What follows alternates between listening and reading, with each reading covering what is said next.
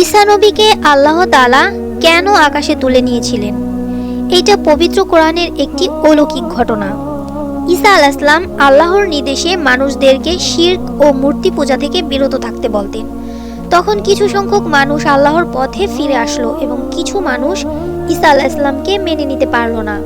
সে সময় ইহুদি নেতারা মনে করল ঈসা নবী তাদের সকল ধর্মীয় প্রথা ও নিয়ম ভেঙে দিচ্ছে এবং তাদের সকল ক্ষমতা নষ্ট করে দিচ্ছে।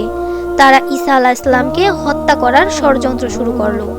তারা রোমান সম্রাটের কাছে গিয়ে ঈসা আলাইহিস সালামের বিরুদ্ধে মিথ্যা অপবাদ দিল এবং তাকে ক্রুশবিদ্ধ করে হত্যা করার দাবি জানালো।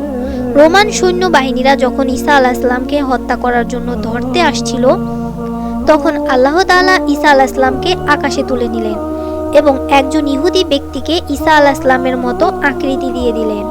এরপর তারা ওই ব্যক্তিকে ঈসা আলাইহিস সালাম মনে করে হত্যা করলো। অর্থাৎ ঈসা আলাইহিস সালাম এখনও জীবিত আছেন এবং তিনি দ্বিতীয় আসমানে আছেন। সুবহানাল্লাহ।